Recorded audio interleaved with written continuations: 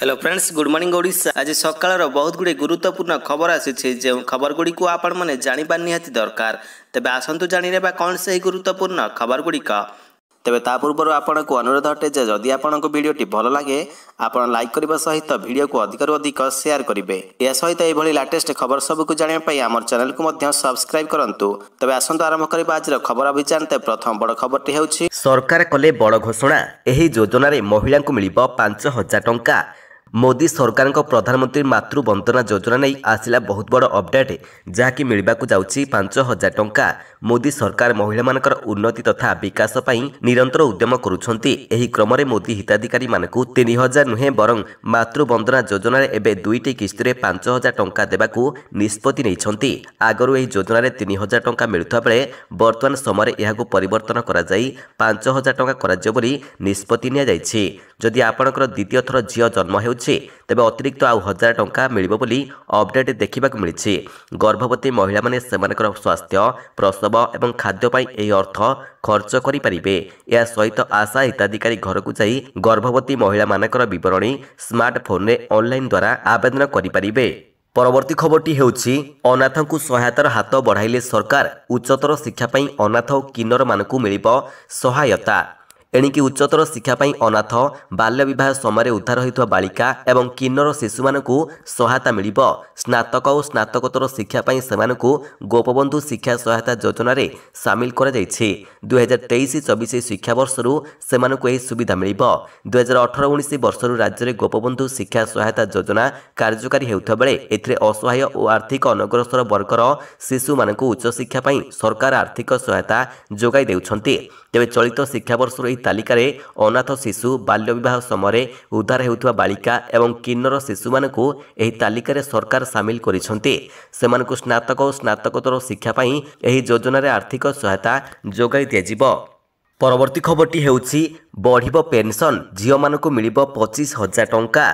महिला कर्मचारी मानकर पई केंद्र सरकार एक बड़ घोषणा करिसंती। वर्तमान से तांकर पुओ किंबा झियो मानकू तांकर स्वामीकर बदल रे फैमिली पेंशन पाइबाकू सक्षम हेबे। एही परिप्रेक्षी नुआ नियम लागू करा जायछि। पेंशन एवं पेंशनभोगी कल्याण विभाग एक सरकारी बयान रे कहिछि जे सिविल सर्विसेज पेंशन नियम 2021 रे केंद्र सरकार परिवर्तन करिसंती। वर्तमान सरकारी क्षेत्र रे कार्य करुथिबा महिला कर्मचारी माने निजर पिला मानकू पेंशन देबारे सक्षम होई परिबे। तबे पुओ हेउ किंबा झियो मध्य पारिवारिक पेंशन पाइबाकू हकदार हेबे। परवर्ती खबरटी हेउछि पीपीपी मोड रे प्रतिष्ठा हेबो 5टी अत्याधुनिक डाक्तरखाना। सुलभ मूल्य रे रोगी को मिलिबो चिकित्सा। प्रतिटी जीवन मूल्यवान नीति आधार में गुणात्मक स्वास्थ्य सेवा सुनिश्चित करने लक्ष्य रे राज्य सरकार पक्षरु प्रथम थर पर पीपीपी मोड रे अत्याधुनिक डाक्तरखाना प्रस्तुत करा। बड़बिल अनुगुल भद्रक झारसुगुड़ा और गोपालपुर रे सरकारी घरोई भागीदारी बा पीपीपी रे एही डाक्तरखाना गुड़िक आगामी 2 वर्ष मध्य कार्यक्षम हेबो। एठारे सबु प्रकार सेवा सुलभ मूल्य रे जोगाई दियाजिबो बोली बीएसकेवाई हिताधिकारी मानकर पई संपूर्ण मागणारे स्वास्थ्य सेवा उपलब्ध हेबो। एने स्वास्थ्य विभाग एवं संप्रयुक्त घरोई संस्था मध्य बुझामणा पत्र स्वाक्षरित होइछि। परवर्ती खबरटी हेउछि बजेट पूर्व सरकार उपहार सस्ता हेबो मोबाइल फोन। केंद्र में मोदी सरकार द्वितीय कार्यकाल शेष बजेट फेब्रुआरी 1 तारिख में अर्थमंत्री निर्मला सीतारमण संसद में उपस्थापना करेंगे।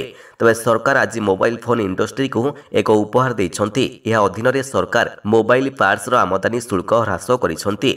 मोबाइल पार्ट्स उपरे आमदानी शुल्क 15% रु 10% को ह्रास करा जायछि। साधारण लोक मानकर पई यह एक खुशी खबर, कारण यह आमदानी शुल्क ह्रास हेबा परे देश में मोबाइल फोन उत्पादन सस्ता हेबो एवं लोक माने सस्तारे फोन पाई परिबे। परवर्ती खबरटी हेउछि आज ठारू आउ 3टी जिल्ला रे गड़िब लक्ष्मी बस। शुभारंभ करिबे मुख्यमंत्री। राज्य सरकार लक्ष्मी बस सेवा आज आउ 3टी जिला को संप्रसारित हेबो। अनुगुल ढेंकानाल और देवगढ़ जिले में आज लक्ष्मी बस सेवार शुभारंभ करेंगे मुख्यमंत्री नवीन पट्टनायक। गाँव सहर को सुगम और सुलभ बस सेवा जोगाई देवाई गत वर्ष राज्य सरकार महत्वाकांक्षी योजना लक्ष्मी योजना शुभारंभ करथिले।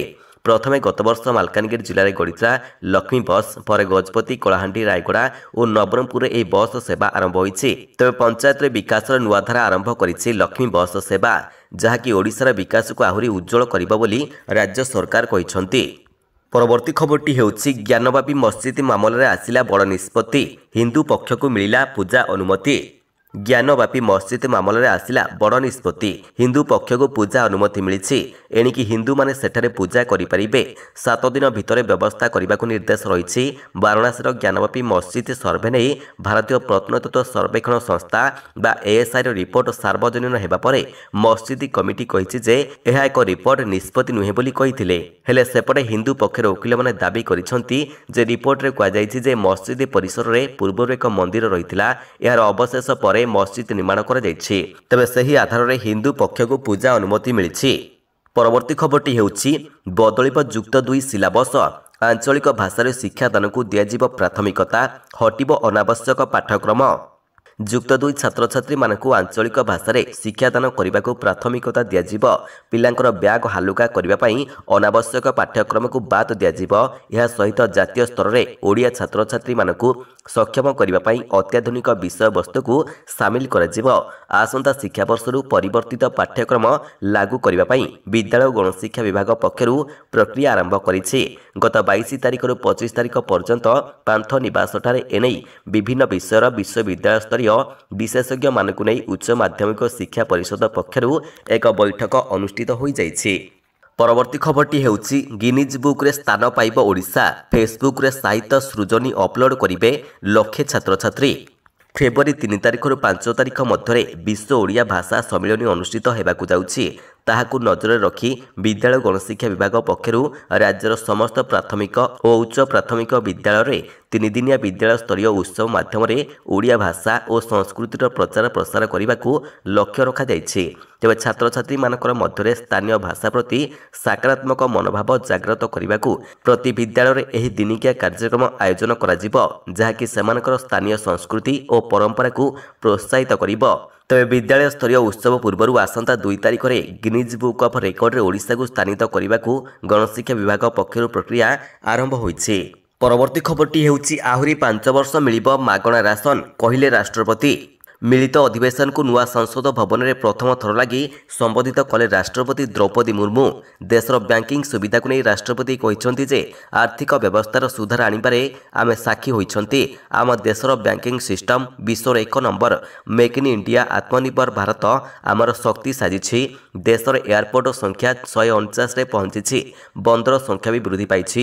ବିକଶିତ ଭାରତରେ 4ଟି ସ୍ତମ୍ଭ ରହିଛି: ଯୁବା, ନାରୀ, ଚାଷୀ ଓ ଗରିବ। ଏଥର ସାଧାରଣତନ୍ତ୍ର ଦିବସ ନାରୀ ଶକ୍ତିକୁ ସମର୍ପିତ ହୋଇଥିଲା। ତେବେ ସବୁ କ୍ଷେତ୍ରରେ ମହିଳାଙ୍କର ଭାଗିଦାରୀ ବଢ଼ିଛି। ଜଳ, ସ୍ଥଳ, ଆକାଶ, ସ୍ପେସ୍ରେ ନାରୀ ଶକ୍ତିର ଭାଗିଦାରୀ ବଢ଼ିଛି। ସେହିପରି ଆହୁରି 5 ବର୍ଷ ପାଇଁ ମାଗଣା ରାସନ ମିଳିବ ବୋଲି ରାଷ୍ଟ୍ରପତି କହିଛନ୍ତି। ପରବର୍ତ୍ତୀ ଖବରଟି ହେଉଛି ଜାନୁଆରୀ 31 ତାରିଖ ପରେ ଅଚଳ ହୋଇଯିବ ଫାସ୍ଟ୍ୟାଗ୍। ତୁରନ୍ତ କରନ୍ତୁ ଏହି କାମ। ଆପଣ କାର୍ କିମ୍ବା ବଡ଼ ଗାଡ଼ି ବ୍ୟବହାର କରୁଛନ୍ତି କି? ଯଦି ହଁ, ତେବେ ଆପଣ ନିଶ୍ଚୟ ଫାସ୍ଟ୍ୟାଗ୍ରେ ଟୋଲ୍ ଟ୍ୟାକ୍ସ ଦେଉଥିବେ। କିନ୍ତୁ ଏହାକୁ ନେଇ ଆସିଛି ବଡ଼ ଖବର। ଜାନୁଆରୀ 31 ଠାରୁ ଆପଣଙ୍କର ଫାସ୍ଟ୍ୟାଗ୍ ଅଚଳ ହୋଇଯିବ। ଯଦି ଆପଣଙ୍କର ବି ଫାସ୍ଟ୍ୟାଗ୍ ବ୍ଲାକ୍ ଲିଷ୍ଟ ହେଉଛି ଏବଂ ଆପଣ ଟୋଲ୍ ପ୍ଲାଜା ଦେଇ ଗତି କରୁଛନ୍ତି, ତେବେ ସେଠାରେ ଆପଣଙ୍କୁ ଫାଇନ୍ ଦେବାକୁ ପଡ଼ିପାରେ। ତେବେ ସଡ଼କ ପରିବହନ ମନ୍ତ୍ରାଳୟ ପକ୍ଷରୁ କୁହାଯାଇଛି ଯେ ଯେଉଁମାନଙ୍କର ଫାସ୍ଟ୍ୟାଗ୍ ଆଧାର କାର୍ଡ଼ ସହିତ ଲିଙ୍କ ନାହିଁ ସେମାନଙ୍କର ଫାସ୍ଟ୍ୟାଗ୍କୁ ବ୍ଲାକ୍ ଲିଷ୍ଟ କରିଦିଆଯିବ। କାରଣ ଆଧାର ସହିତ ଲିଙ୍କ ନ ହେବା କାରଣରୁ ଫାସ୍ଟ୍ୟାଗ୍ରୁ ଅପବ୍ୟବହାର ହେଉଛି। ତେଣୁ ଆଧାର ସହିତ ଲିଙ୍କ ନଥିବା ଫାସ୍ଟ୍ୟାଗ୍ ଗୁଡ଼ିକୁ ବ୍ଲାକ୍ ଲିଷ୍ଟ କରିଦିଆଯିବ। ପରବର୍ତ୍ତୀ ଖବରଟି ହେଉଛି ମୟଙ୍କ ଅଗ୍ରୱାଲଙ୍କ ପାଣିରେ ମିଶାଯାଇଥିଲା ବିଷାକ୍ତ ପଦାର୍ଥ। ଅଭିଯୋଗ ଦାୟର କଲେ ମ୍ୟାନେଜର। ହସ୍ପିଟାଲରେ ଭାରତୀୟ ବ୍ୟାଟର ତଥା କର୍ଣ୍ଣାଟକ ରଣଜୀ ଟିମ୍ ଅଧିନାୟକ ମୟଙ୍କ ଅଗ୍ରୱାଲ ତ୍ରିପୁରାରୁ ସୁରଟ ଯାତ୍ରା କରିବା ପାଇଁ ଇଣ୍ଡିଗୋ ବିମାନରେ ଚଢ଼ିବା ପରେ ଅସୁସ୍ଥତା ଅନୁଭବ କରିଥିଲେ। ବିମାନରେ ପାଣି ଭାବି କିଛି ତରଳ ପଦାର୍ଥ ପିଇବା ପରେ ତାଙ୍କର ପାଟି ଓ ଗଳାରେ ଜଳାପୋଡ଼ା ଅନୁଭବ ହୋଇଥିଲା। ଏହାପରେ ତାଙ୍କୁ ତୁରନ୍ତ ତ୍ରିପୁରା ରାଜଧାନୀ ଅଗରତାଲାର ଏକ ଘରୋଇ ହସ୍ପିଟାଲରେ ଭର୍ତ୍ତି କରାଯାଇଥିଲା।